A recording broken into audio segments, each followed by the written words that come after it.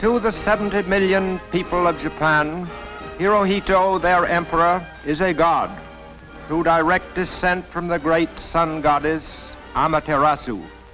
They believe that he personally owns Japan, its land, its resources, and even themselves. And they believe that it is the right and destiny of Japan's emperors to rule the whole world. To bring about the fulfillment of this destiny and to destroy all nations and peoples which stand in the way of its fulfillment is the sacred duty of Japan's Army and Navy. The Army of Japan is a well-trained, sternly disciplined force of fanatics steeled to reckless courage by a primitive moral code which assures to every man who dies in battle an immortal life among the Shinto gods. Behind the fighting forces stand all the wealth and power and resources of a people whose national dream is to see Tokyo established as the capital of the world. From Tokyo, the Japanese have for over 11 years been carrying on one long, uninterrupted war. Again and again, Western economists have predicted that Japan's economy must soon collapse. But Japan is stronger today than ever before in its history. An adaptable people, the Japanese have made good use of the inventions and conveniences of the Western world, which might fit in with the plan for world conquest, which is their national obsession. Non-essential industries in Japan have been all but wiped out, for the empire has recognized but one need, the need for the materials of war. Efforts to hold down prices have failed, and inflation has decreased the purchasing power of the yen. Japan's gold supply is carefully hoarded, no longer forms a basis for her money, but Tokyo's bankers see their turn coming later, when Japan begins exploiting the lands it has conquered. Most eagerly sought securities on the Tokyo Stock Exchange are the shares of government-controlled corporations set up to develop the gold and iron and timber of the Philippines, the abundant rubber and tin of Malaya, the oil and quinine of the Dutch East Indies, all the raw materials needed to make Japan self-sufficient in a war which many of its leaders believe may last a century. Never an inventive or creative people, the Japanese have always depended on the scientific and industrial knowledge of the Western world. And now that they are at war with Britain and the United States, they find their chief source from which to borrow fast-changing production techniques in Nazi Germany.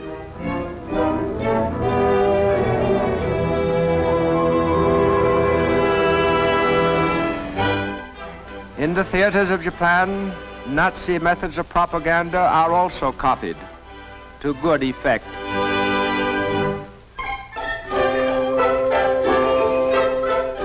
The Nazi concept of total war is highly satisfying to the Japanese mind, for throughout its modern history, Japan has been a totalitarian state preparing for total war. Playing their closely supervised part in total war are Japan's metropolitan newspapers, which ape the great American dailies. Before a stick of type can be set, it must be approved by the Army, the Navy, the police, and the Foreign Office. No story or editorial, no picture or cartoon may be printed which opposes the concept of a Japanese-ruled world. Thus, to the Japanese reading public, the progress of their holy war is an unbroken succession of triumphs. Every disaster becomes a victory, and all news is good news. For every channel of public information is being used to impress upon Japan's people that the war is proceeding according to a divinely guided plan, and that the people's part is merely to double and redouble their sacrifices on behalf of the emperor and of their sons and fathers away at the front. Greatest single source of Japan's fighting men is its peasant population, long used to hard work and self-denial. Toiling from before dawn to long after sunset, the farm family accepts hard work and squalor with the unfeeling stoicism of a disciplined race.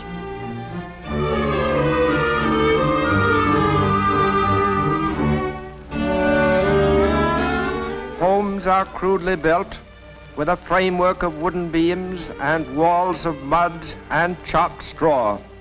In these huts, Japan's peasants have for generations raised sons to fight for their emperor. There are few luxury crops in Japan today. Practically everything has been replaced by crops which give the greatest nourishment. All grain and rice belong to the state. The whole crop is bought by the government at a price just high enough to keep the peasant alive and working.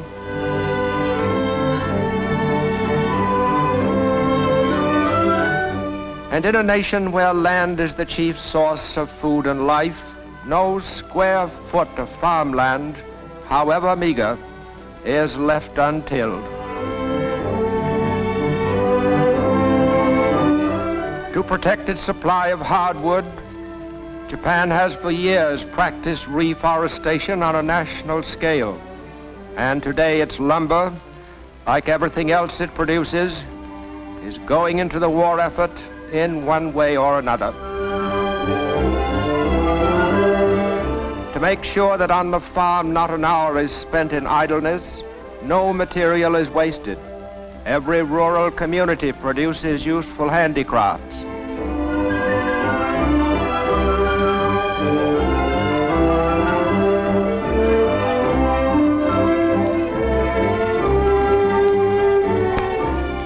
In the towns and villages, home industry is also the rule, and in these homes lies much of Japan's industrial strength.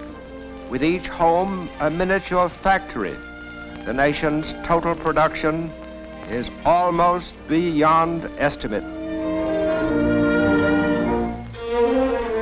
With the same fanatic zeal that inspires the soldiers, whom they so devotedly support, the Japanese people are today working for the destruction of the land they fear and hate most of all, the United States, a land which more than any other the Japanese have cause to remember with gratitude and affection. When in 1923 Japan was racked and broken by an earthquake, it was the United States which was first and most generous in giving aid. Into Tokyo and scores of other shattered and suffering cities poured millions of American dollars, shiploads of American supplies, to save lives, to heal the injured, and to help rebuild Japan. Today, Japan's restored cities are filled with mills and factories turning out materials of war. In these factories, there is no shortage of labor. Farms and villages comes an endless supply of girls eager to contribute to the war effort for a year or two before they marry and begin bearing sons for the Army and Navy. Willing to work 14 hours a day for little more than room and board, they find factory meals of boiled rice, fish and tea, better fare than they had at home. Since nearly a decade before Pearl Harbor, Japan's heavy industry has been mobilized on a war footing. Its materials, machine tools, and workmen integrated into a long-range program to build up and maintain the Japanese war machine. To make up for shortages of strategic materials, it accumulated great stockpiles of raw materials by importing them from China, India, the Netherlands, East Indies, and from Western nations.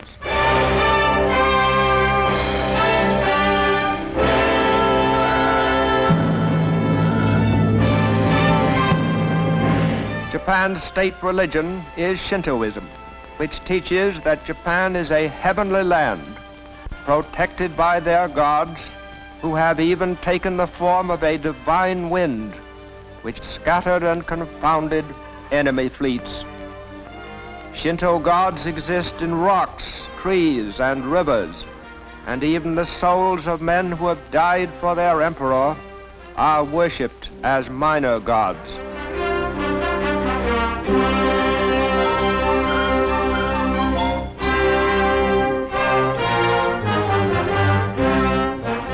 And in the immemorial fashion of these ancestors, they fortify with pageantry and savage symbolism the belief that innumerable and deities in them to be the conquerors of the world. Early in life, Japanese school children learn to feel the proper reverence for national heroes, for by implanting such devotion, the empire is assured of a youth imbued with fanatical courage and militarist ideals.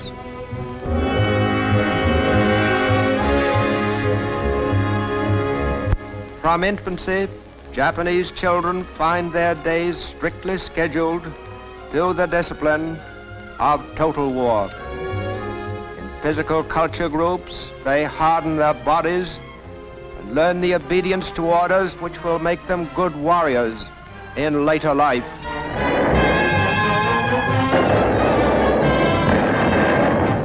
By wreaking pitiless destruction upon unarmed cities and their helpless people, and by slaughtering all those who stand in Japan's way, the young Japanese will win honor and grace in the sight of his gods.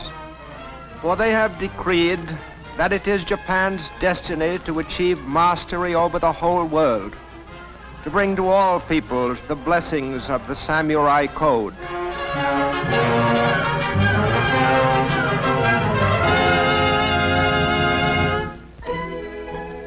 In learning to read and write the complex Japanese language of more than 4,000 characters, there is stern discipline for the mind.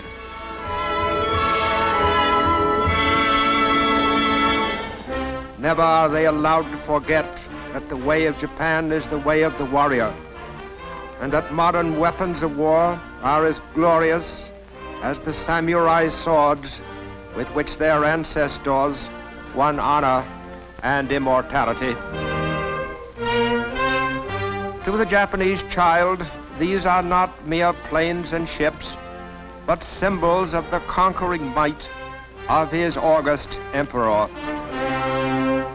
As he grows older, the future Japanese soldier devotes a large part of his time to the study of warfare. He learns to submerge his individuality in mass drills and maneuvers which teach him the fundamentals of the life he will soon lead.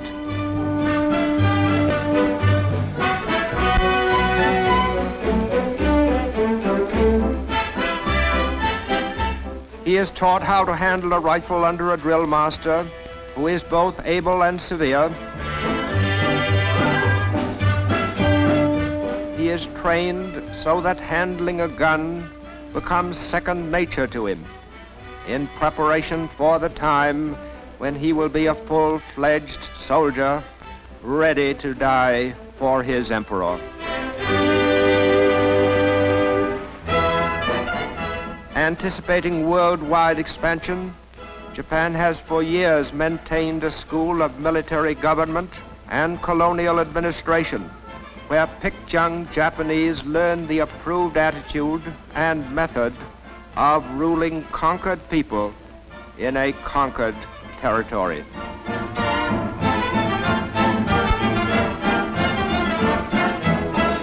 The Emperor's future Gauleiters lead a Spartan existence, become used to the simple rations which be their lot until the day of final victory.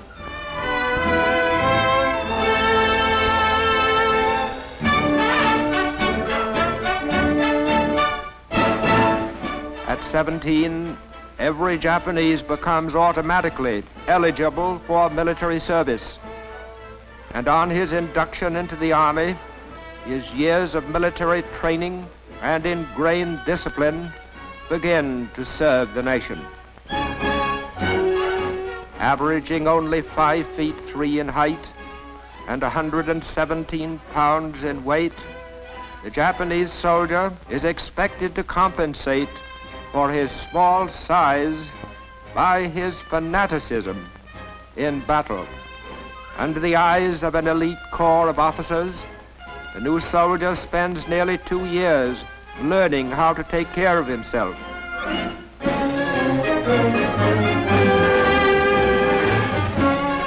And it is a matter of pride with each Japanese soldier that he conform to the accepted pattern.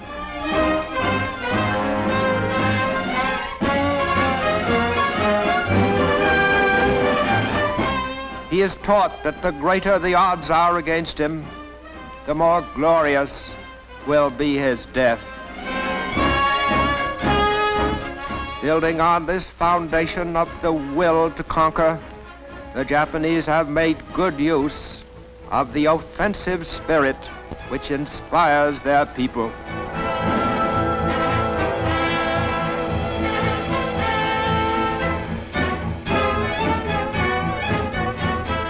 Today, they believe themselves well on the way to realizing their imperial dream, the dream of uniting all mankind into one worldwide household with Japan at its head. This, then, is the enemy, primitive, murderous, and fanatical. This war machine, this empire can be beaten. But let us make no mistake, for total victory, we must make total sacrifice. Against the madness of Japan, nothing less than all our efforts will suffice to bring peace and security in our time.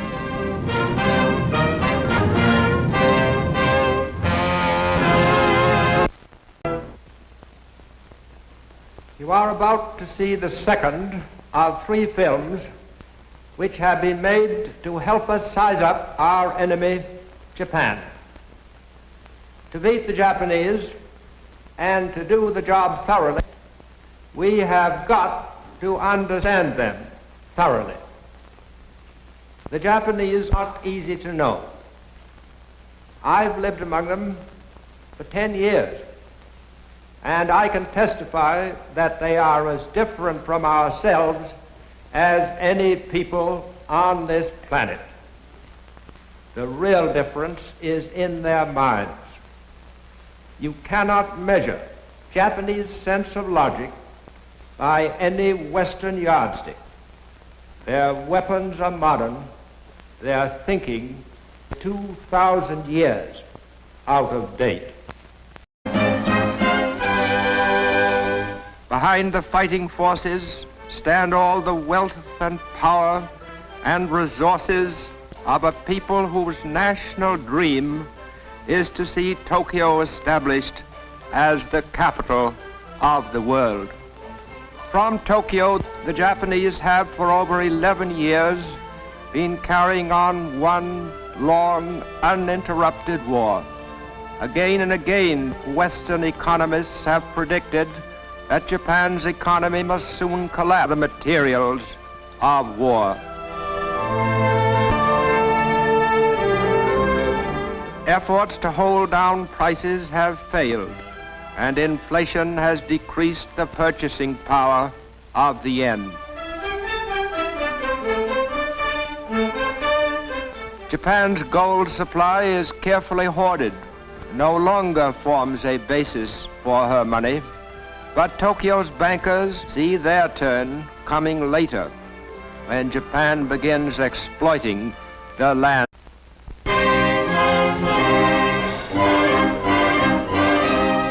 To the 70 million people of Japan, Hirohito, their emperor, is a god, through direct descent from the great sun goddess Amaterasu.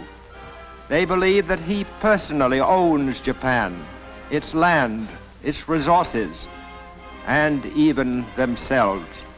And they believe that it is the right and destiny of Japan's emperors to rule the whole world, to bring about the peace. But Japan is stronger today than ever before in its history.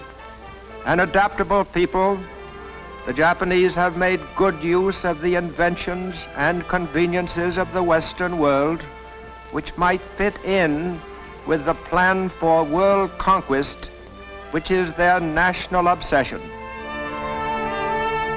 Non-essential industries in Japan have been all but wiped out, for the empire has recognized but one need, the need for fulfillment of this destiny, and to destroy all nations and peoples which stand in the way of its fulfillment is the sacred duty of Japan's Army and Navy. The Army of Japan is a well-trained, sternly disciplined force of fanatics, steeled to reckless courage by a primitive moral code which assures to every man who dies in battle an immortal life among the Shinto gods.